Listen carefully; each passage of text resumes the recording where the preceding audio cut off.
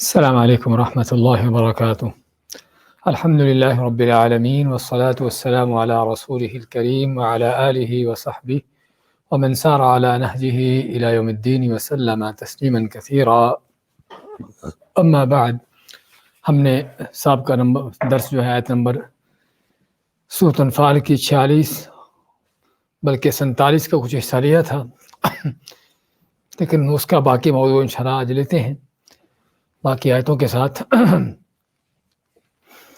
اعوذ باللہ من الشیطان الرجیم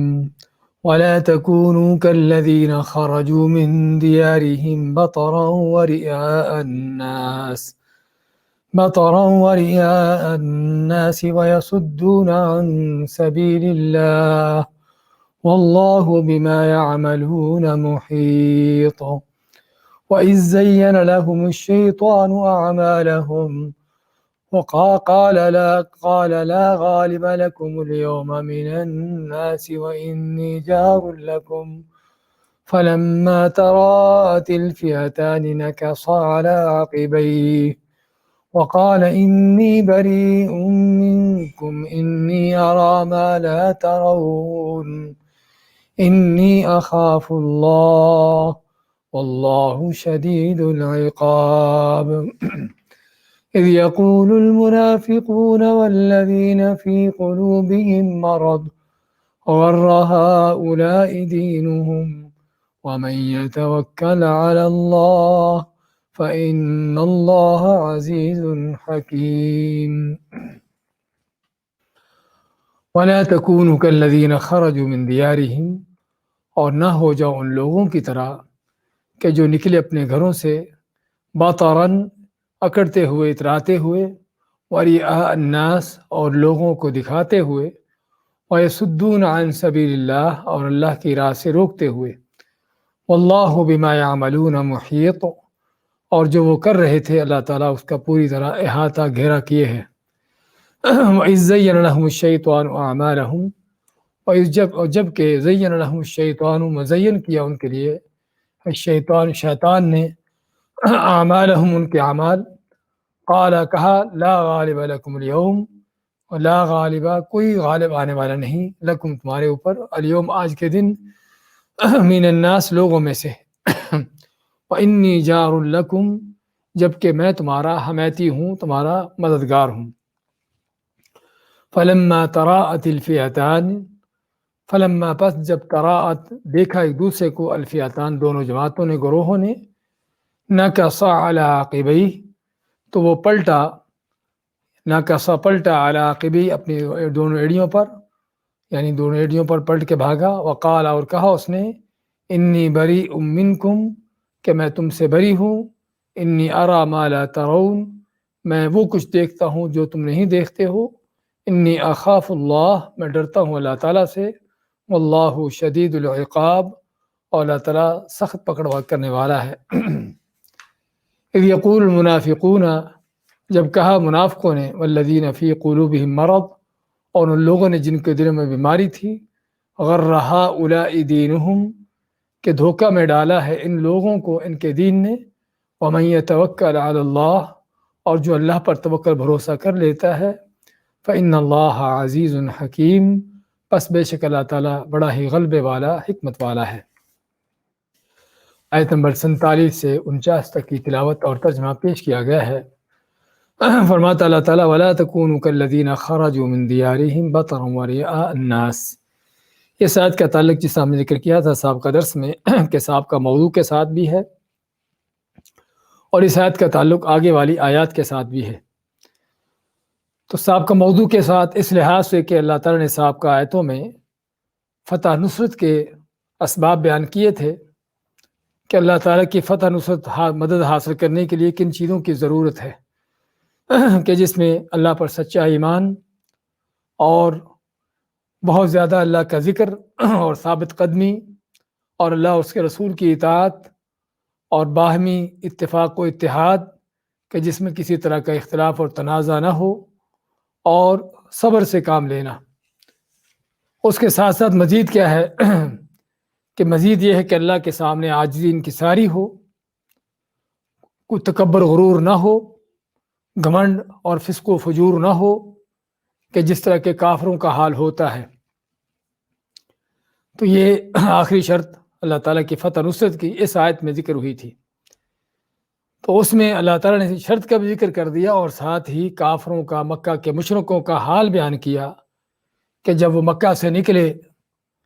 مسلمانوں کا مقابلہ کرنے کے لیے تو ان کی کیفیت کیا تھی، کس انداز سے نکلے۔ تو اس کیفیت کو اللہ تعالیٰ نے بیان کرتے فرمایا کہ وَلَا تَكُونُوا كَالَّذِينَ خَرَجُوا مِن دِيَارِهِمْ بَطَرًا وَرِئَاءَ النَّاسِ، کہ نہ ہو جاؤ ان لوگوں کی طرح، کفار قریش کی طرح، کہ جو نکلے اپنے گھروں سے، یعنی مکہ سے نکلے مسلمانوں کے مقابلے کے لیے، لیکن نکلنے کا انداز کیا تھا؟ بَطَرًا، اکڑتے ہوئے، تکبر کرتے ہوئے، اتراتے ہوئے، وَرِئَاءَ النَّاسِ، اور لوگوں کو دکھلاتے ہوئے، وَيَصُدُّونَ عَن سَبِيلِ اللَّهِ، اور اللہ کی راہ سے روکتے ہوئے۔ اللہ نے ان کے 3 حالتیں اور 3 مذموم مقاصد بیان کیے ہیں۔ پہلے تو ان کا نکلنے کا انداز بیان کیا کہ مکہ سے نکلتے ہوئے ان کا کیا تکبر تھا، کیا گھمنڈ تھا، کیا غرور تھا کہ بڑے تکبر گھمنڈ کے ساتھ نکلتے ہیں کہ ہم جائیں گے، مسلمانوں کو کاٹے ماریں گے، وہاں پر ناچے گائیں گے، اور آئندہ سے کسی کو ہماری طرف جو ہے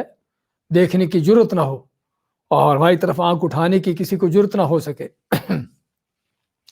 اس تکبر غرور کے ساتھ نکلتے ہیں، اور پھر نکلنے کے ساتھ کیا کرتے ہیں کہ اپنے ساتھ لونڈیاں، ناچنے گانے والیاں لیتے ہیں، اور طبلے سرنگیاں لے کر نکلتے ہیں کہ جہاں بھی رستے میں پڑاؤ ڈالتے ہیں، ٹھہرتے ہیں، وہاں پر ان کے لیے وہ ناچنے گانے والیاں ناچتی گاتی ہیں، طبلے سرنگیاں بجتی ہیں، اور جس قبیلے، جس خاندان کے پاس سے بھی ان کا گزر ہوتا ہے مکہ سے مدینہ کی طرف جاتے ہوئے، بدر کی طرف جاتے ہوئے، ان کو اپنا آپ دکھاتے ہوئے کہ ہم کس قوت طاقت میں ہیں، کیا ہماری قوت طاقت، کیا ہمارا یعنی کہ روب ہے، اور ان کو بلکہ بتاتے ہوئے کہ ہم مسلمانوں کو ایسی مار ماریں گے کہ آئندہ سے کسی کو ہماری طرف کو میلی نگاہ سے دیکھنے کی تاکہ جرت نہ ہو۔ تو اس انداز سے بڑا روب جماتے ہوئے اور لوگوں کو اپنا روب دکھاتے ہوئے اور دھمکاتے ہوئے، اور پھر مزید اللہ تعالیٰ نے فرمایا کہ وَيَصُدُّونَ عَن سَبِيلِ اللَّهِ، کہ نکلنے کا مقصد کیا تھا۔ یہ تو ان کا نکلنے کا انداز تھا کہ کس گھمنڈ کے ساتھ، شباب و کباب کے ساتھ، فسق و فجور کے ساتھ، اور ساتھ ساتھ اس کے کیا ہے کہ اللہ کی راہ سے روکتے ہوئے۔ یہ سب سے ان کا جو مذموم ترین مقصد ہے کہ اللہ کا وہ دین جو زمین پر کھڑا ہو رہا ہے، اور وہ اسلام جو دین زمین پر غالب ہونے کے لیے سر توڑ کوششیں کر رہا ہے تاکہ اس اسلام کو مٹا دیا جائے، ختم کر دیا جائے، تو وہ یصدون عن سبیل اللہ، اللہ کی راہ سے روکتے ہوئے۔ اور اس سے پتہ چلا کہ اللہ کی راہ سے روکنے کے مختلف طرح کے انداز ہیں۔ کبھی وہ جنگوں اور قتل و قتال کے ساتھ ہوتا ہے، اور کبھی وہ مختلف طرح کے شبہات اور غلط فہمیاں پیدا کر کے ہوتا ہے، کبھی شرک و بدعات پھیلا کر ہوتا ہے، اور کبھی جو ہے لوگوں کو دین سے متنفر کر کے اور دین سے انگیختہ کر کے دین کے خلاف لوگوں کو ابھار کر اس انداز سے ہوتا ہے، اور کبھی جو ہے وہ لوگوں کو چکمے دے کر ان کو طرح طرح کے لالچ اور ان کو انعامات کے، ان چیزوں کے ان کے چکمے دے کر ان کو جو ہے دین سے پھیرنا۔ تو طرح طرح کے انداز ہیں۔ تو اس میں ایک انداز یہاں پر بھی کہ اللہ کی راہ سے روکنے کے لیے مقصد یہ ہے اسلام کو مٹانا، مسلمانوں کو ان کو ختم کرنا۔ تو یہ ان کے عظیم مقاصد، ان کے جو ہے یہ بہت بڑے مضمون مقاصد تھے جن کے تحت وہ نکلتے ہیں۔ اللہم واللہ بما یعملون محیط، اور جو وہ کر رہے تھے ان کی یہ خباثتیں، ان کی کرتوت، ان کی کارستانیاں سبھی اللہ تعالیٰ اس کا گھیرا کیے ہوئے ہے۔ اللہ کا گھیرا کرنے کا معنی ایک تو یہ ہے کہ اللہ تعالیٰ کی پہنچ سے، اللہ تعالیٰ کی گرفت سے، اور اللہ تعالیٰ کی مارنے سے ان کی کوئی چیز باہر نہیں۔ ہر چیز اللہ تعالیٰ کے اختیار اور قدرت میں ہے کہ ان کو جس انداز سے چاہے، جس طرح سے چاہے ان کو مارے اور ان کو تباہ و برباد کرے۔ یعنی ان کی ساری قوتیں طاقتیں، ان کے سارے گھمنڈ، سارا کچھ جو ہے وہ اللہ تعالیٰ کی قدرتوں سے باہر نہ تھا، بلکہ اللہ تعالیٰ ان کو جیسے چاہتا ان کو ہلاک کرتا۔ اور دوسرا وہ جو کر رہے تھے اللہ تعالیٰ اس کا پوری طرح گھیرا کیے ہے، اللہ اپنا علم کے لحاظ سے بھی اس کا پورا احاطہ کیے کہ تاکہ پورا ان کو بدلہ دے قیامت کے دن بھی، دنیا کے اندر بھی، بلکہ ان کو ذلت و رسوائیوں سے دوچار کرے کہ جس وہ گھمنڈ کے ساتھ نکلے تھے اللہ تعالیٰ ان کے گھمنڈ کو خاک میں ملاتا، اور جس غرور کے ساتھ نکلے تھے اللہ تعالیٰ ان کے غرور کو جو ہے وہ تباہ و برباد کرتا، اور جس فخر و ریاکاری کے ساتھ نکلے تھے اللہ تعالیٰ اسی قدر ان کو ذلیل و خوار کر کے واپس لوٹاتا۔ یہ تھا اللہ تعالیٰ کا ان کے ان ساری چیزوں کا احاطہ کرنے کا معنی۔ تو اس میں پتہ چلتا ہے کہ ان کے کیا اخلاقی لحاظ سے بھی، سیاسی لحاظ سے بھی، دینی لحاظ سے بھی کیا ان کے مذموم مقاصد تھے، اور مسلمانوں کو ان ساری چیزوں سے روکا گیا، منع کیا گیا کہ کہیں تمہارے اندر ایسی چیزیں پیدا نہ ہوں، اور کہیں تم اپنے اندر ایسی چیزیں نہ لے آؤ کہ جو ان کافروں کے اندر، بے ایمانوں کے اندر تھی، کہ کہیں یہ چیزیں تمہارے اندر بھی نہ آ جائیں، کہ تم بھی کہیں اللہ کی راہ میں نکلتے ہوئے، جہاد کے ایسے عظیم مقصد کے لیے نکلتے ہوئے تمہارے اندر بھی کوئی فخر، تکبر، غرور، گھمنڈ نہ ہو، اور تمہارے اندر بھی ان کی طرح کے فسق و فجور کے معاملات نہ ہوں، اور ریاکاری، دکھلاوے کے انداز نہ ہوں، بلکہ خالص اللہ کے لیے ہو کر نکلنا، جس میں صرف اللہ کے رضا مقصود ہو، اللہ کے دین کی سربلندی مقصود ہو، اور اس کے ساتھ ساتھ یہ کہ اللہ تعالیٰ کا ذکر، اس کی اطاعت، اس کے سامنے سر جھکانا، اس کے سامنے عاجزی انکساری ہونا، یہ انداز ہو، اور نیکی، تقوی، اطاعت جو ہے وہ تمہارا شعار ہو۔ ہاں، یہ وہ چیز ہے کہ جس سے فتح نصرت حاصل ہوتی ہے۔ نبی کریم صلی اللہ علیہ وسلم مکہ فتح کرتے ہیں، وہ مکہ جس میں آپ کو 13 سال تک اذیتیں دی گئیں، آپ کے صحابہ کو مارا پیٹا گیا،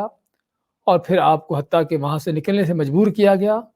اور نکلنے کے بعد بھی ان کافروں نے آپ کا پیچھا نہ چھوڑا،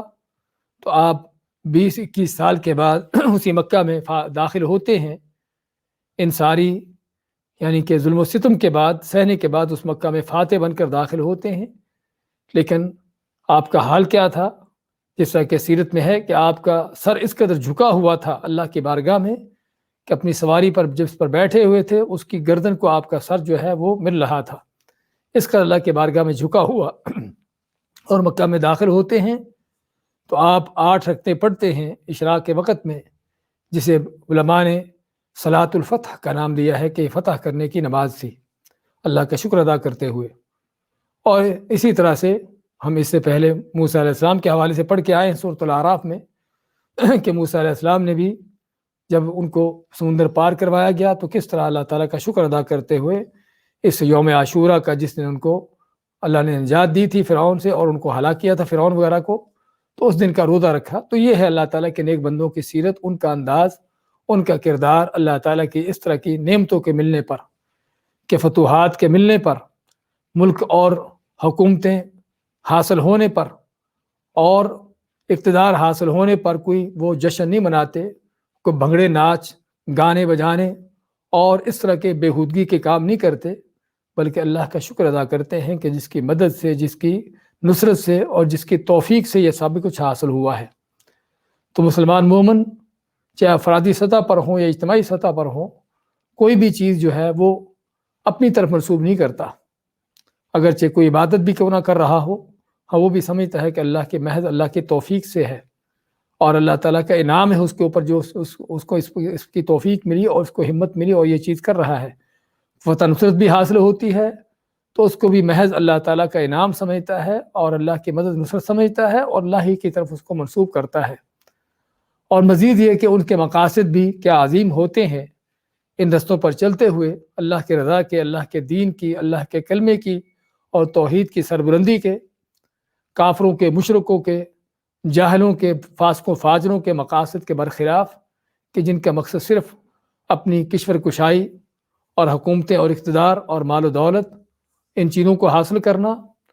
اور اس کو حاصل کرتے ہوئے بھی کیا ان کے انداز ہوتے ہیں بدکاری کے، بے حیائی کے، فسق و فجور کے اور اس طرح کی چیزوں کے۔ تو کہنے کا مقصد کہ یہ وہ اللہ تعالیٰ نے ادب سکھایا ہے مسلمانوں کو اس آیت کے اندر، عظیم ادب کہ جو فتح نصرت حاصل کرنے کے لیے اللہ تعالیٰ کی طرف سے اللہ کا قانون ہے کہ نہ تو اپنی قوت و طاقت پر ان کو گھمنڈ ہوتا ہے، من اشد منا قوہ، قوم عاد کی طرح، اور یہاں پر بھی شیطان نے جو ان کو کہا کہ تم پر کوئی غالب آنے والا نہیں، بلکہ ایسی ڈھینگے مارنے کے بجائے وہ اللہ تعالیٰ کی طرف رجوع کرتے ہیں، اللہ سے مدد نصرت مانگتے ہیں اور کہتے ہیں کہ تو ہی مدد کرے گا تو ہوگی ورنہ نہیں ہوگی، ومن نصر الا من عند اللہ، اور مدد نصرت صرف اللہ کی طرف سے ہے۔ تو یہ ہے وہ عظیم ادب حقیقت میں جو ایک مسلمان کو اپنانے کی ضرورت ہے، نہ کہ کافروں کے کلچر، ان کی تہذیبیں، ان کے انداز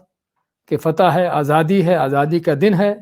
اس میں کیا کیا بھنگڑے ناچ چل رہے ہیں، یہ حقیقت میں اللہ کے عذاب کو دعوتے ہیں اور اللہ تعالیٰ کی اس ملی ہوئی نعمت کی ناشکری اور ناقدری ہے، بلکہ اس نعمت کو ٹھکرانے کے انداز ہیں،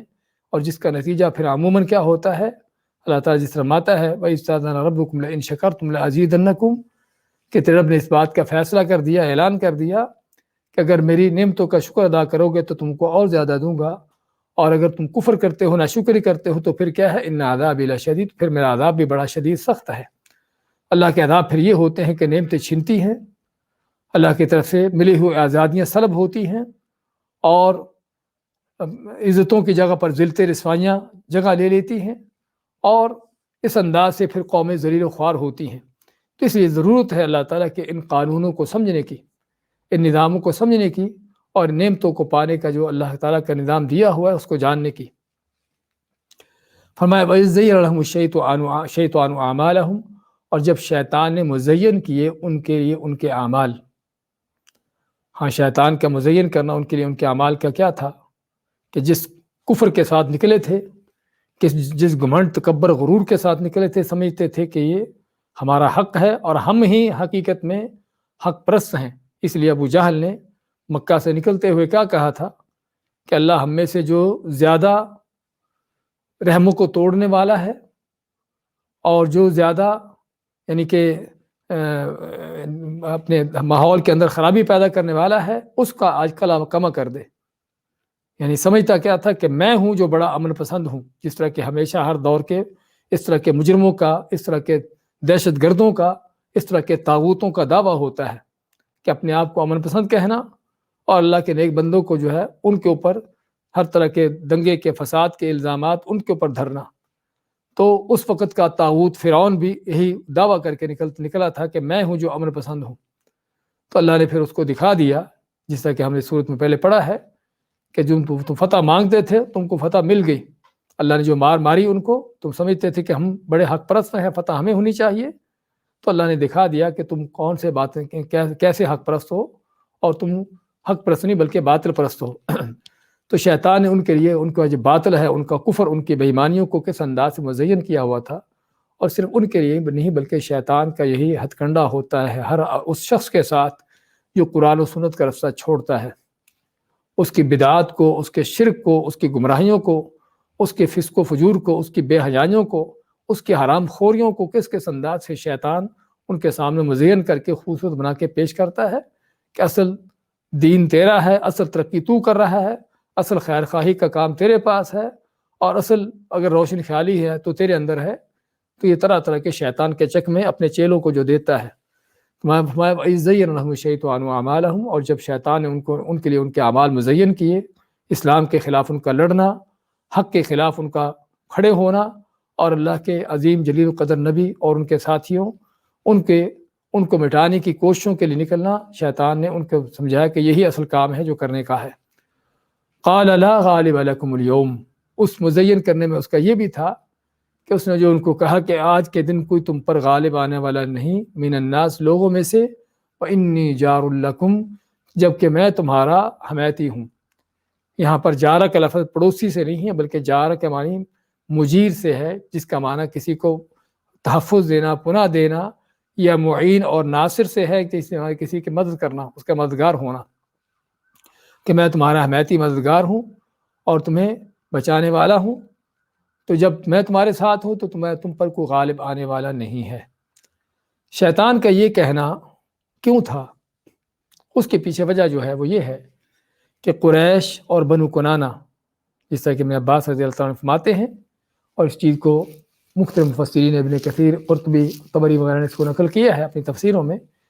کہ ابن عباس رضی اللہ تعالیٰ عنہ ذکر کرتے ہیں کہ قریش جو کہ آپ کے مقابلے کے لیے آئے تھے، اور بنو کنانہ کہ جو عربوں کا ایک بہت بڑا قبیلہ تھا اور جس کے سردار تھے سراقہ ابن مالک ابن جعشم، تو یہ جو ہیں اس کے سردار تھے اس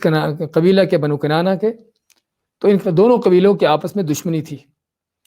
تو اب قریش کو جو مکہ سے نکل کر بدر کے میدان تک پہنچے تھے، ان کو خطرہ یہ تھا کہ بنو کنانہ جو کہ بدر کی وادیوں کے پیچھے ہیں، یعنی مکہ اور بدر کے درمیان ہیں، ان کو خطرہ تھا کہ یہ بنو کنانہ جو کہ ہمارے دشمن ہیں کہیں دشمنی کی بنیاد پر ہمارے اوپر حملہ نہ کر دیں یا ہمارے خلاف نہ کھڑے ہو جائیں اور مسلمانوں کا ساتھ نہ دیں. تو شیطان نے کافروں کی ان کی کمر، ان کی پیٹھ ٹھونکتے ہوئے ان کو مزید حوصلہ دیتے ہوئے کہا کہ تم ہماری طرف سے پریشان نہ ہو. اس لیے تفسیر میں آتا ہے کہ شیطان یہاں پر بذات خود اس سردار کی شکل میں، جو بنو کنانہ کا سردار تھا سراقہ ابن مالک ابن جوشم، اس کی شکل میں آتا ہے،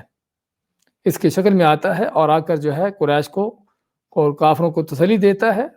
کہ ہماری طرف سے تم کو کوئی خطرہ نہیں، بلکہ ہم تمہارے ساتھ ہیں. بلکہ بعض روایات میں یہ بھی آتا ہے کہ اپنا لو لشکر بھی ساتھ لے کر آیا، یعنی اپنا لو لشکر بھی ساتھ لے کر آیا ان کو دکھانے کے لیے شیطان. حالانکہ وہ سراقہ ابن مالک نہیں تھا، شیطان تھا، لیکن ان کی شکل میں آیا ان کو تسلی اور حوصلہ دینے کے لیے کہ ہماری طرف سے جو تم کو خطرہ ہے، یہ خطرہ تم کو نہیں ہونا چاہیے، بلکہ ہم تمہارے ساتھ ہیں. تو اسی یہاں پر کیا کہتا ہے، قال لا غالب لکم اليوم، آج کے دن تم پر کوئی غالب آنے والا نہیں، من الناس، لوگوں میں سے، وانی جار لکم، جب کہ میں تمہارا ساتھی ہوں. یعنی میں جو قوم کا سردار ہوں اس بنو کنانہ کا، میں تمہارے ساتھ ہوں، تمہارا حمیتی ہوں اس میں، تو تم کہ تمہیں آج تم پر کوئی غالب آنے والا نہیں ہے. اب یہ شیطان کا لوگ ان کو کہنا یا ان کے سامنے اس انداز سے آنا، کیا واقعی ہی اس شکل میں آیا تھا شیطان سراقہ ابن مالک ابن جوشم کی شکل میں، جس طرح ہم نے ذکر کیا ہے اور جس طرح کہ عبداللہ ابن عباس رضی اللہ عنہ کا ان کا قول ہے؟ تو بہت سے مفسرین نے اس کا ذکر کیا ہے ابن عباس کے اس قول کا، اور اسی کی تائید کی ہے کہ واقعی شیطان جو ہے اس دن جو ہے اس سردار کی شکل میں آیا قریش کو، اور بلکہ اپنے اس لو لشکر بھی ساتھ لے کر آیا قریش کو دکھانے کے لیے اور ان کو تسلی دینے کے لیے کہ میں تمہارے ساتھ ہوں. اور یہ کوئی بڑی بات نہیں ہے، شیطان ایسا کام کرتا رہا ہے. اللہ تعالیٰ ماتا ہے کمثل الشیطان اذ قال للانسان اکفر فلما کفر قال انی بریء منک، کہ شیطان جو انسان کو کہتا ہے کہ تو کفر کر، اور جب انسان کفر کر لیتا ہے تو کہتا ہے کہ میں تم سے بری ہو گیا. اور قیامت کے دن بھی شیطان اسی طرح کا دھوکہ دے گا. جہنم میں جانے کے بعد اپنے ساتھیوں جہنمیوں کو مخاطب ہوگا کہ میں نے تمہارے ساتھ کچھ نہیں کیا، صرف تم کو دعوت دی تھی، تم میرے پیچھے چلے آئے. تو شیطان کا یہ انداز جو ہے کوئی نیا نہیں ہے کہ اپنی شکل میں آ کر اس انداز سے جو ہے قریش کو تسلی دے اور ان کو حوصلہ دلائے اور اس طریقے سے یہ چیز کرے. بلکہ حتیٰ کہ مزید روایات میں یہ بھی آتا ہے کہ جب شیطان فرشتوں کو نازل ہوتے دیکھتا ہے اور مسلمانوں کے ساتھ فرشتوں کو کھڑے دیکھتا ہے تو شیطان جس طرح آزماتا ہے، کیا اس نے کہا، فلما تراءت الفئتان نکص علی عقبیہ، کہ جب دونوں گروہوں نے ایک دوسرے کو دیکھا اور شیطان نے دیکھا کہ مسلمانوں کے ساتھ تو صرف انسان نہیں بلکہ فرشتے بھی ہیں، تو اس وقت جو ہے وہ نکص علی عقبیہ، اپنی ایڑیوں پر پلٹ کے بھاگا، اپنی ایڑیوں پر پلٹا اور بھاگا علی عقبیہ. اور بھاگ کے کہاں جاتا ہے؟ جس طرح کی روایات میں آتا ہے کہ بھاگ کے بدر کے آگے جو سمندر تھا، سمندر کے ساحل، سمندر میں جا کے چھلانگ لگاتا ہے اور ہاتھ اٹھا کر اللہ تعالیٰ کو پکارتا ہے کہ اللہ جو میرے ساتھ تیرا وعدہ ہے اس کو پورا کر. اللہ کے ساتھ اس کا اللہ کے ساتھ کیا وعدہ ہے؟ یا اللہ کو اس کے ساتھ کیا وعدہ ہے کہ میں تجھے ڈھیل دوں گا، تجھے مہلت دوں گا. تو شیطان کو جیسے کہ فرشتوں کو دیکھ کر اپنی موت نظر آئی اور اس نے سمجھا کہ میری مہلت کا وقت ختم ہو گیا، کیونکہ آیت کے اندر واضح نہیں ہے کہ اللہ نے شیطان کو مہلت کب تک دی تھی. ہاں شیطان نے تو کہا تھا انذرنی الی یوم یبعثون، اے اللہ مجھے مہلت دے، ڈھیل دے قیامت تک، یعنی جب ان کو اٹھایا جائے گا قیامت کے دن اس وقت تک مجھے مہلت دے. تو اللہ نے کیا فرمایا، قال انک من المنذرین یا فانک من المنذرین الی یوم الوقت المعلوم. دوسری آیت میں فرمایا کہ میں تم ان میں سے ہو جن کو ڈھیل مہلت دی جاتی ہے. کب تک؟ الی یوم الوقت المعلوم، اس دن تک جس کا وقت معلوم شدہ. یعنی اس سے مراد اکثر علماء نے قیامت کا دن لیا ہے، اور بعض علماء کہتے ہیں کہ اللہ کی تقدیر میں جو اس کی مہلت کا وقت ہے، وہ ضروری نہیں کہ قیامت کا دن ہو، ممکن اس سے پہلے ہو، اور اس لیے شیطان نے اس لیے سمجھا کہ میری مہلت کا وقت ختم ہو گیا ہے، تو کیا ہے، وہ جب فرشتوں کو دیکھتا ہے فلما طرأت الفئتان نکص علی عقبیہ، تو فرشتوں کو جب دیکھتا ہے تو اپنی ایڑی پر پھرتا ہے اور بھاگتا ہے، وقال، اور کہتا ہے انی بریء منکم، قریش کو جن سے ان سے وعدہ کیا تھا، معاہدہ کیا تھا کہ میں تمہارے ساتھی ہوں، اور تمہارا میں حمیتی ہوں، تمہارا مددگار ہوں، تم پر کوئی غالب آنے والا نہیں ہے، تو ان کو چھوڑ کے بھاگتا ہے، اور بلکہ روایات میں بھی آتا ہے کہ اس وقت ابو جہل اور قریش کے لوگ اس کو پکڑتے ہیں کہ تم کہاں جاتے ہو، تم نے تمہارے ساتھ جو ہے کھڑے ہونے کا، ہمارے مدد کرنے کا وعدہ کیا ہے تو اس وقت اس نے کہا کہ انی ارا ما لا ترون، کہ میں وہ کچھ دیکھ رہا ہوں جو تم نہیں دیکھ رہے، کیونکہ شیطان کو فرشتے نظر آ رہے تھے، اور ابھی تک کافروں کو فرشتے نظر آنا شروع نہیں ہوئے تھے۔ ہاں فرشتے وہ دیکھتے ہیں، کافر فرشتوں کو دیکھتے ہیں جب جنگ شروع ہوتی ہے، جب معرکہ شروع ہو جاتا ہے پھر وہ فرشتوں کو دیکھتے ہیں، لیکن اس سے پہلے ابھی تک ان کو فرشتے نظر نہیں آ رہے تھے۔ لیکن شیطان جس نے فرشتوں کو دیکھ لیا تھا اور سمجھتا تھا کہ شیطان کے فرشتے اگر آ گئے ہیں تو پھر خیر نہیں ہوگی، جن کے ساتھ فرشتے ہیں ظاہری بات وہی لشکر غالب ہوگا، اور جن کے خلاف یہ فرشتے ہیں وہ ہر قیمت وہ مغلوب ہو کے رہیں گے، شکست کھا کے رہیں گے۔ تو کہتا ہے کہ میں وہ کچھ دیکھتا ہوں جو تم نہیں دیکھتے ہو۔ تو بات کر رہے تھے کہ شیطان کا اس انداز سے اپنی شکل و صورت کے ساتھ آنا کو بعید نہیں، بالکل عین ممکن ہے، اور بلکہ جس طرح کہ ابن عباس کی تفسیر ہے اس میں ایسا ہو سکتا ہے۔ اگرچہ بعض دوسرے علماء نے کہا ہے کہ یہاں پر شیطان کا ظاہری ضروری نہیں کہ اپنی شکل و صورت سے آیا ہو، بلکہ ممکن ہے کہ اس نے قریش کے دل میں اس طرح کے خیالات ڈالے ہوں، جس طرح کہ شیطان کا کام ہے وسوسے پیدا کرنا، خیالات پیدا کرنا،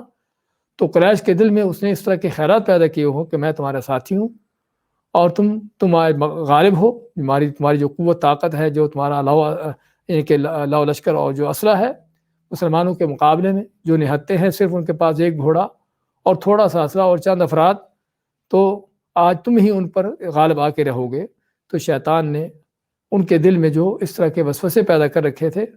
ظاہری اپنی قوت طاقت کو دیکھ کر اور مسلمانوں کی کمزوری اور ان کی کم تعداد کو دیکھ کر، تو یہ بھی ممکن ہے، اور ممکن دونوں چیزیں ہی ہوں کہ ظاہری شکل و صورت کے ساتھ بھی آیا تھا، اور آ کر اس نے باقاعدہ عہد و پیمان کیا قریش سے ان کی مدد کرنے کا، اور پھر فرشتوں کو جب دیکھا تو بھاگ اٹھا، اور ساتھ ساتھ اس نے یعنی کہ نفسیاتی طور پر بھی قریش کے دل میں اس طرح کے وسوسے پیدا کیے ہوں، اور یہ دونوں چیزیں ہی ممکن ہیں۔ تو اس کا اللہ تعالیٰ یعنی کہ بیان کرتا ہے کہ شیطان نے جب مزین کیا شیطان قریش کے کافروں کے ان کے اعمال کو، اور کہا لا غالب علیکم اليوم، کہ آج کے دن تم پر کوئی غالب آنے والا نہیں، وانی جاء من الناس، لوگوں میں سے، وانی جار لکم، جب کہ میں تمہارا حمایتی ساتھی ہوں، فلما طرأت الجمعان اور طرأت الفئتان، جب دونوں گروہوں نے ایک گروہ اور فئتان دو گروہ، کہ جب دونوں گروہوں نے ایک دوسرے کو دیکھا، نکص علی عقبیہ، تو اپنی ایڑی پر پلٹا، اپنی دونوں ایڑیوں پر پلٹ کر بھاگا، وقال، اور کہا انی بریء منکم، میں تم سے بری ہوں، انی ارا ما لا ترون، کہ میں وہ کچھ دیکھ رہا ہوں جو تم نہیں دیکھ پاتے، ان فرشتوں کو دیکھ رہا ہوں، انی اخاف اللہ، میں اللہ سے ڈرتا ہوں۔ شیطان کا یہ کہنا ہے کہ میں اللہ سے ڈرتا ہوں، کیا یہ حقیقت میں تھا، یا جس طرح ہم نے ذکر کیا ہے کہ شیطان کو اس بات کا خطرہ پیدا ہو گیا تھا کہ کہیں اس کی مہلت کا وقت ختم نہ ہو گیا ہو، جو اس نے اللہ سے مہلت مانگی تھی، کبھی یہ مہلت کا وقت ختم نہ ہو گیا ہو، تو اس لیے اس کے دل میں اب اللہ کا ڈر خوف آ گیا کہ اب پکڑ کا وقت آ گیا، اب مہلت ختم ہو گئی۔ ورنہ وہ حقیقی اللہ کا خوف اور ڈر، کہ جس ڈر خوف کی بنیاد پر کوئی شخص جو ہے، یا چاہے وہ انسان ہو یا کچھ بھی ہو، وہ اللہ تعالیٰ کا مطیع ہو، اللہ کا فرمانبردار ہو، اللہ کے سامنے جھک جائے، ہر شیطان کے اندر اگر وہ ڈر خوف پیدا ہوتا تو پھر یہ اس کی یہ نوبت یہاں تک آتی ہی نہ۔ لیکن یہاں پر ڈر خوف سے مراد اللہ عالم کہ جو اس کو اپنی مہلت ختم ہونے کا خدشہ پیدا ہوا، واللہ شدید العقاب، اور اللہ تعالیٰ بڑی سخت پکڑ کرنے والا ہے، کیونکہ شیطان کو پتہ تھا کہ اللہ تعالیٰ کون ہے۔ شیطان کو اللہ تعالیٰ کی پہچان کے حوالے سے، اللہ کی معرفت کے حوالے سے کوئی شک نہیں ہے، لیکن صرف اس کی بدبختی، اس کی ہٹ درمی، اور اس کا یعنی کہ اس کی آنا، اس کی اکڑ جس نے اس کو مارا۔ اور صرف یہ اس شیطان کا کام نہیں، بلکہ ہر طرح کے شیطان کے ایجنٹ، شیطان کے رستے پر چلنے والوں کا یہی حال ہوتا ہے کہ بعض لوگ اللہ کو اچھی طرح سمجھتے، جانتے ہیں کہ اللہ کون ہے، اس کی کیا عظمتیں ہیں، اس کی کیا قوتیں، طاقتیں، کیا قدرتیں ہیں، اور اس کی کیا کیا پکڑ کے انداز ہے ظالموں کے لیے، طاغوتوں کے لیے، اس کے نافرمانوں کے لیے۔ لیکن اس کے باوجود بھی، پوری ان چیزوں کو جاننے بوجھنے کے باوجود، اللہ کی بغاوتیں، اللہ کے ساتھ بغاوتیں، اس کی نافرمانیاں، اس کے دین کی مخالفتیں، تو یہ سلسلہ چلا آ رہا ہے شیطان سے لے کر۔ تو اس نے کہا کہ اللہ تعالیٰ سخت پکڑ کرنے والا ہے۔ تو ہم بات کریں کہ دونوں ہی چیزیں ممکن ہے کہ شیطان نے وسوسے بھی ڈالے ہوں اور ظاہری شکل و صورت سے بھی وہ نظر آیا ہو، اور قریش کو اس نے تسلیاں دی ہوں، جس طرح کے روایات میں ہے۔ اور ظاہری شکل و صورت سے نظر آنا صرف یہیں پر نہیں، بلکہ اس کے ہمیں کئی اور واقعات ملتے ہیں۔ نبی کریم صلی اللہ علیہ وسلم جب نماز پڑھ رہے تھے تو آپ نے دیکھا، آپ کو شیطان آپ کے سامنے سے گزرنا چاہا، آپ مانتے کہ میں نے اس کو پکڑا، اس کا گلا دبایا، حتیٰ کہ میں اس کو چاہتا تھا کہ اس کو پکڑ کر باندھ دوں، مدینہ کے بچے اس کے ساتھ کھیلے، لیکن میں جب اپنے بھائی سلیمان علیہ السلام کے ان کی دعا کو یاد کیا تو میں نے اس کو چھوڑ دیا۔ سلیمان علیہ السلام کی دعا کیا تھی؟ رب ہب لی ملکا لا ینبغی لأحد من بعدی، کہ اللہ مجھے ایسی حکومت، بادشاہت عطا کر کے جو میرے بعد کسی کو لائق نہ ہو۔ تو اللہ تعالیٰ نے سلیمان علیہ السلام کو جنوں شیطانوں پر بھی حکومت سلطنت دی تھی، تو آپ صلی اللہ علیہ وسلم جب ان کی اس بات کو یاد کیا تو آپ نے پھر شیطان کو چھوڑ دیا۔ تو یہاں پر شیطان ظاہر شکل و صورت میں انسان آپ کے پاس آیا ہے۔ اسی طرح ابو ہریرہ رضی اللہ عنہ کے پاس جو 3 دن آتا رہا ہے ایک انسان کی شکل میں، تو اس لیے شیطان کا ان شکلوں میں بدلنا آنا کوئی بعید بات نہیں ہے، دونوں چیزیں ممکن ہیں۔ اذ یقول المنافقون والذین فی قلوبہم مرض غر ہؤلاء دینہم، شیطان نے جو کوئی کرنا تھا وہ تو کرنا تھا۔ شیطان کے ایجنٹ اور شیطان کے رستے پر چلنے والے، اس کے طریقے پر چلنے والے، اس کا دین پھیلانے والے، شیطانیت پھیلانے والے منافقین، ان کا کیا کردار تھا، اللہ تعالیٰ وہ بھی بیان کرتا ہے کہ ایسے موقعوں پر صرف بات بدر کی نہیں ہے، بات صرف صحابہ اکرام یا آپ صلی اللہ علیہ وسلم کے اس واقعے کی نہیں ہے، بلکہ ہر زمانے کے منافقین، ہر زمانے کے دین فروش، کافروں کے ایجنٹ، ان کے پراپیگنڈے کیا ہوتے ہیں، اللہ نے وہ بیان کر دیے۔ اور حقیقت میں یہ صورت انفال بھی اور اس کے بعد صورت توبہ بھی انہی منافقوں کے ہی راز فاش کرنے کے لیے آئی ہیں۔ تو اذ یقول المنافقون، جب کہہ رہے تھے منافق، مدینہ کے منافقین کہ جو ابھی تک بلکہ اس آخر تک بھی ایمان نہ لائے تھے، دل میں کفر رکھ کے اسی کفر کے ساتھ مرے تھے، تو جب وہ منافق جو ہے، اور والذین فی قلوبہم مرض، اور وہ لوگ بھی جن کے دلوں میں بیماری تھی، اور منافق ہی تھے، لیکن منافقوں کی ہی انہی کی حالت کو مزید کھول کر بیان کیا گیا، کیونکہ منافق کا اصل مرض ہی یہ ہوتا ہے کہ دل کی بیماری، دل میں منافقت، دل میں اسلام اور دین کا اور اللہ کے اوپر ایمان، یہ چیزیں سچے دل سے نہ ماننا، سچے دل سے نہ لینا۔ تو وہ لوگ جن کے دلوں میں بیماری تھی، ایمان کمزور ہے اور دنیا داری اور یہ چیزیں زیادہ ہیں، تو وہ جب منافق اور یہ لوگ کیا کہہ رہے تھے، غر ہؤلاء دینہم، مسلمانوں کو، اہل بدر کو اور کفار کے مقابلے میں آنے والوں کو ان کو تانے دے رہے تھے، ان کے بارے میں باتیں کر رہے تھے پیچھے بیٹھے ہوئے۔ کیا کہہ رہے تھے؟ غر ہؤلاء دینہم، غر یغر، کسی کو دھوکہ دینا، کہ ان لوگوں کو دھوکہ میں ڈالا ہے، ہؤلاء، ان لوگوں کو، اور ہؤلاء کا لفظ بھی یعنی کہ اپنے ساق و سباق سے معنی دیتا ہے کہ کس تحقیر کے ساتھ، کس گھٹیا انداز کے ساتھ جو مسلمانوں کے بارے میں لفظ کہہ رہے ہیں، کہ آپ صلی اللہ علیہ وسلم کو، آپ کے صحابہ کو جو بدر میں لڑنے گئے تھے، ان کو بڑے بڑے حقیر اور گھٹیا انداز سے کہ یہ دیکھو، یعنی کمزور سے، تھوڑے سے، چند ایک، ان کو دھوکہ دیا ہے ان کے دین نے۔ دین دھوکہ دینے کا معنی، ہاں، اس کا معنی کیا ہے کہ آدمی اپنے دین میں اس قدر آگے بڑھ جائے اور اس قدر دین میں جذباتی ہو جائے، اور دین میں اس قدر جو ہے وہ کہہ لیجئے کہ یعنی کہ مسلطوں کو نظر انداز کر دے، کہ اس کے سامنے کوئی مسلط نہ ہو، اس کے سامنے کوئی ان چیزوں کا کوئی معیار نہ ہو، ان چیزوں کا کوئی اعتبار نہ ہو۔ ہاں، آدمی دین میں اس قدر آگے بڑھ جائے کہ اپنے جوش سے، جس سے کہتے ہیں اپنے ہوش کھو بیٹھے۔ تو ان منافقوں کو اور منافقوں جیسے ان کے جو یعنی کہ اور لوگ تھے کمزور ایمان والے، ان کو مسلمانوں کا یہ کافروں کے ساتھ ٹکراؤ کرنا، قریش کے ساتھ لڑنا، ان کے نزدیک کیا تھا؟ ایسے ہے جیسے اپنے آپ کو موت کے منہ میں ڈالنا ہو، اپنے آپ کو خود کو ہلاک کرنا ہو۔ کہ غر ہؤلاء دینہم، ان لوگوں کو یعنی ان صحابہ کو، یعنی آپ صلی اللہ علیہ وسلم کے ساتھیوں کو ان کے دین نے دھوکہ میں ڈالا۔ دین نے دھوکہ میں ڈالنے کا معنی کہ سمجھتے ہیں کہ ہم ایمان والے ہیں تو فتح ہماری ہے، سمجھتے ہیں کہ ہم اگر اللہ پر ایمان لاتے ہیں تو اللہ ہمارے ساتھ ہے، سمجھتے ہیں کہ ہم اگر اللہ پر یقین توکل کر لیں تو ہم پر دنیا کی کوئی طاقت غالب نہیں آ سکتی. یعنی ان کو دین میں دھوکہ ان کے دین کا دھوکہ میں ڈالنے کا یہ انداز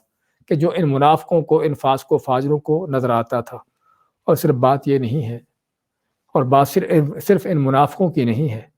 بلکہ جس طرح کہ علامہ ابن سعدی رحمۃ اللہ علیہ فرماتے ہیں اس آیت کی تفسیر میں کہ یہ انداز ہر زمانے کے مشرکوں کافروں کا، ہر زمانے کے باطل پرستوں کا، دنیا داروں کا رہا ہے کہ وہ اہل ایمان کو تانے دیتے رہے ہیں اور اہل ایمان کو سمجھتے ہیں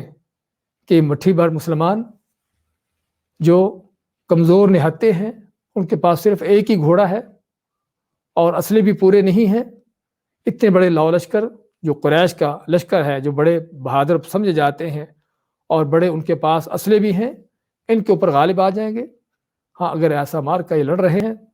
ایسے مار کے لیے آگے بڑھ رہے ہیں تو اپنے آپ کو موت کے منہ میں ڈال رہے ہیں اور خود اپنی ہلاکت کا رستہ اختیار کیے ہوئے ہیں. حالانکہ فرماتے ابن سعدی رحمۃ اللہ علیہ فرماتے ہیں کہ سچا ایمان انسان کے اندر ایسا جذبہ پیدا کرتا ہے، ایسی اس کے اندر اسپرٹ اور یہ چیزیں پیدا کرتا ہے، اور ایسی اس کے اندر قوت پیدا کرتا ہے سچا ایمان کہ جو قوتیں طاقتیں بڑی بڑی فوجوں لشکروں کے پاس بھی نہیں ہوتی. اور جس قوت طاقت کے ساتھ اللہ پر توکل کرتا ہوا آدمی آگے بڑھتا ہے اس ایمانی قوت سے، اور مد مقابل چاہے جتنے بھی لشکر، جتنی بھی فوجیں اور جتنی بھی قوتیں کیوں نہ ہو، ان کو کسی خاطر میں نہیں لاتا. اور یہی وہ حقیقت ہے کہ جو صرف نظریاتی باتوں سے نہیں بلکہ ہم حقیقت کے میدان میں اور حقیقت میں اس کو دیکھتے ہیں کہ تاریخ کے اوراق پڑھ کر دیکھیں تو پتہ چلے گا کہ جب سچا ایمان ہوتا ہے تو اس سچا ایمان جو ہے انسان کو کس قدر بڑی سے بڑی قربانیاں دینے پر اور بڑے بڑے خطرات سے ٹکرا جانے پر اور بڑے سے بڑے لشکر و فوجوں سے ان سے الجھ جانے پر جو ہے اس کو آمادہ کر دیتا ہے اور اس کو کسی چیز کا خوف خطرہ نہیں ہوتا. تو لیکن یہ وہ چیز ہے کہ جو منافقوں کی سمجھ سے بالا تر ہے. ہاں، یہ وہ بات ہے کہ جو دنیا پرستوں کے، مادہ پرستوں کے، ان کے دل دماغ میں آنے والی نہیں ہے. وہ بیچارے تو 2 برابر 4 وہ تو اس کو جانتے ہیں، 1 برابر 2 اسی کو سمجھتے ہیں. ان کے ہاں تو فارمولے یہی پکے ٹھکے ہیں. لیکن ایمان کیا ہوتا ہے؟ اس ایمان کے آنے سے انسان کو کیا حاصل ہوتا ہے، اور وہ ایمان انسان کو کیا، اس کے اندر کیا قوتیں بہادیاں پیدا کر دیتا ہے. ہاں، یہ وہ چیزیں ہیں کہ جو منافقوں کے کبھی وہم و گمان میں نہیں گزری، ان کی دنیا سے بہت دور چیزیں ہیں. تو اس لیے منافق کیا کہتے ہیں، اور کل کے منافق بھی وہی باتیں کرتے رہے تھے جو آج کے منافق بھی کرتے ہیں. آج کے منافقوں کی وہی باتیں ہیں کہ جو کل کے منافقوں کی تھی. آج بھی اگر کوئی اللہ پر ایمان، توکل، یقین، بھروسہ رکھتا ہوا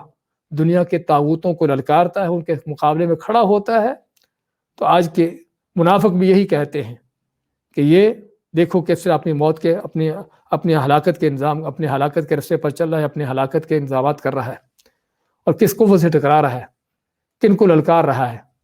تو کل کے منافقوں کی زبانیں بھی وہی تھیں جو آج کے منافقوں کی ہیں. تو اس لیے کوئی عجیب بات نہیں ہے.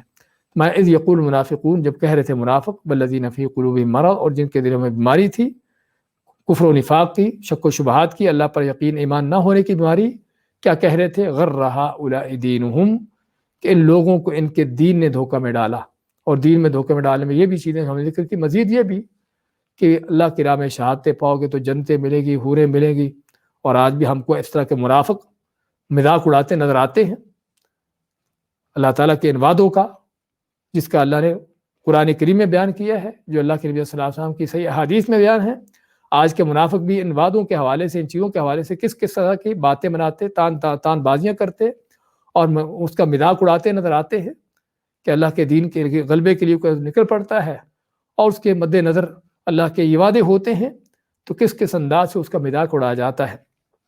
تو کہتے ہیں غر ہؤلاء دینہم، کہ ان کے دین نے ان کو دھوکہ میں ڈالا. ومن یتوکل علی اللہ فإن اللہ عزیز حکیم. اللہ نے ان منافقوں کے اس یعنی پراپیگنڈے کا، ان کے ان شبہات کا رد کرتے ہوئے فرمایا کہ جو بھی اللہ پر توکل کر لیتا ہے، بشرطے کہ وہ توکل صحیح ہو، صدق دل سے ہو، سچا توکل ہو، حقیقی ہو، صرف خالی باتوں کا توکل نہ ہو، خالی نعروں کا توکل نہ ہو، وہ حقیقی توکل، یقین، بھروسہ اللہ پر آدمی کر لیتا ہے اگر، فإن اللہ عزیز حکیم، تو اس نے اس اللہ پر توکل کر لیا، اس اللہ پر بھروسہ کر لیا، اس اللہ پر اعتماد کر لیا کہ جو اللہ بڑا ہی غالب اور حکمت والا ہے۔ اور اس کا غالب ہونے کا معنی کہ دنیا جہان کی قوتیں طاقتیں کیوں نہ اکٹھی ہو جائیں، صرف انسان نہیں بلکہ جن بھی ساتھ مل جائیں، جن ہی نہیں باقی مخلوقات بھی سبھی اکٹھی ہو جائیں، اور اللہ نے اپنے کسی بندے کی مدد نصرت مقدر کی ہے، اس کی کرنا ہے تو کر کے رہے گا، ہو کے رہے گی۔ دنیا جہان کی طاقتیں اس کا بگاڑ نہیں سکتی، اس کو پیچھے نہیں ہٹا سکتی۔ ہاں، یہ ہے اللہ پر توکل، اللہ پر ایمان کا اصل اس کا نتیجہ، کہ جب حقیقی معنوں میں ایمان حاصل ہو جاتا ہے، یہ توکل صدق کے دل سے ہوتا ہے، پھر دنیا پوری دنیا کے مقابلے میں آ جائے۔ وَاعْلَمْ أَنَّ لَوْ أَهْلَ الْأَرْضِ اجْتَمَعُوا عَلَىٰ أَن يَضُرُّوكَ بِشَيْءٍ لَمْ يَضُرُّوكَ إِلَّا بِشَيْءٍ قَدْ كَتَبَهُ اللَّهُ عَلَيْكَ۔ نبی صلی اللہ علیہ وسلم نے عبداللہ بن عباس کو کیا فرمایا کہ اگر اہل زمین بھی سبھی کے سبھی مل کر بھی تمہارا کوئی نقصان کرنا چاہے تو وہی نقصان کر سکتے ہیں جو اللہ نے لکھا ہے، اس کے سوا کچھ نہیں کر سکتے۔ تو یہ ہے فَإِنَّ اللَّهَ عَزِيزٌ حَكِيمٌ، تو جس اللہ پر توکل کیا ہے وہ اللہ بڑا غلبہ والا، اتنے غلبے والا تو کہ چاہے تو ان سارے کافروں، بے ایمانوں، ظالموں، طاغوتوں، فرعونوں کو ایک لمحے سے پہلے رگڑ کے رکھتے،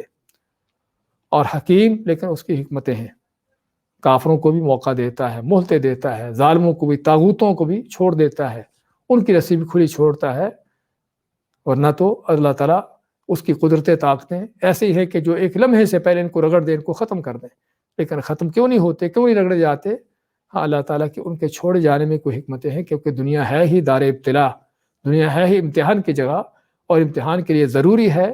کہ ظالم کو بھی، طاغوت کافر کو بھی، اس کو بھی مہلت موقع دیا جائے، تاکہ وہ بھی جو بدماشی کرنا چاہتا ہے، جس بدماشی کے انتہا کو پہنچنا چاہتا ہے، تاکہ پہنچے۔ تو یہ ہے اللہ تعالیٰ کی حکمت،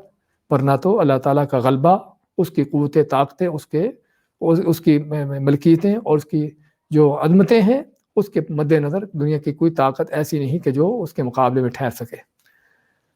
دوبارہ دیکھیں آج کی آیتوں کو، وَلَا تَكُونُوا كَالَّذِينَ خَرَجُوا مِن دِيَارِهِمْ، اور نہ ہو جو ان لوگوں کی طرح کہ جو نکلے اپنے گھروں سے، بَطَرًا وَرِئَاءَ النَّاسِ، بَطَرًا اکڑتے ہوئے، اتراتے ہوئے، وَرِئَاءَ النَّاسِ لوگوں کو دکھاتے ہوئے، وَيَصُدُّونَ عَن سَبِيلِ اللَّهِ اور اللہ کی راہ سے روکتے ہوئے، وَاللَّهُ بِمَا يَعْمَلُونَ مُحِيطٌ،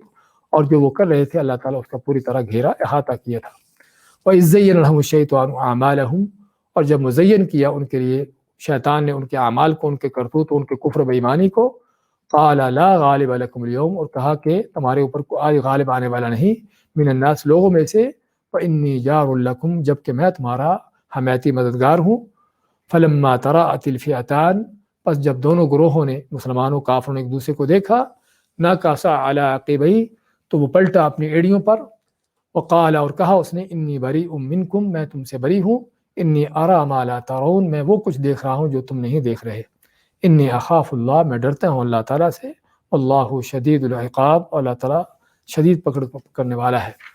اذ یقول المنافقون جب کہہ رہے تھے منافق، والذین فی قلوبہم مرض اور وہ لوگ جن کے دلوں میں بیماری، کہہ رہے تھے غر ہؤلاء دینہم مومن و مسلمانوں کو طعنہ دے رہے تھے کہ ان لوگوں کو ان کے دین نے دھوکہ میں ڈالا، ومن یتوکل علی اللہ اور جو اللہ پر توکل بھروسہ کر لیتا ہے، فإن اللہ عزیز حکیم پس بے شک اللہ تعالیٰ بڑے ہی غلبے والا، حکمت والا ہے۔